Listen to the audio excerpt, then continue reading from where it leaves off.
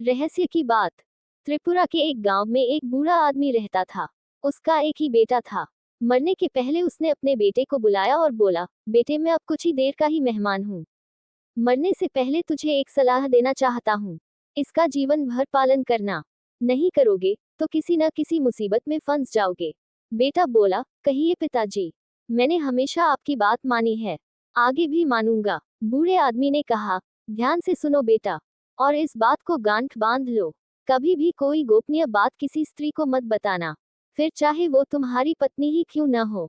ऐसा क्यों पिताजी? बेटे ने पूछा। क्योंकि स्त्री के पेट में कोई बात नहीं पचती। मेरी बात पर अमल करना। कहकर बूढ़े आदमी ने प्राण त्याग दिए।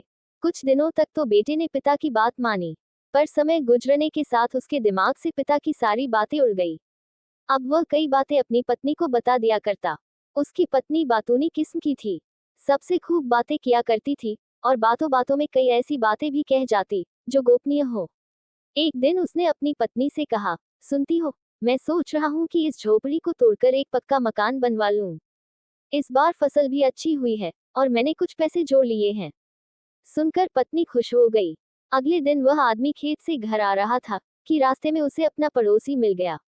वह बोला, अच्छा कर रहे हो जो नया मकान बनवा रहे हो। मैं भी अगले साल नया मकान बनवाऊंगा। उसकी बात सुनकर वह सोचने लगा कि नए मकान की बात इसे कैसे पता चली। उसे अपनी पत्नी पर ही शक हुआ, और उस दिन उसे अपने पिता की सलाह याद आई कि कभी औरत को कोई गोपनीय बात मत बताना। उसने सोचा, क्यों न अपनी पत्नी की परीक्षा लूं।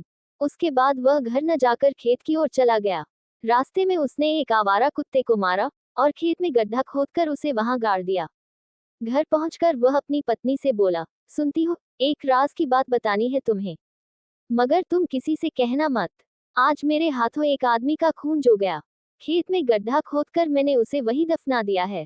पत्नी ने पति से कह तो दिया कि वह ये बात अपने तक रखेगी, मगर उससे ऐसा हो न सका। शाम को वह पानी भरने पनघट पर गई, तो वहां आई औरतों से गपशप करते हुए उसके मुंह से ये बात निकल गई। उन औरतों में एक औरत का पति पुलिस वाला था। घर जाकर उसने ये बात अपने पति को बताई।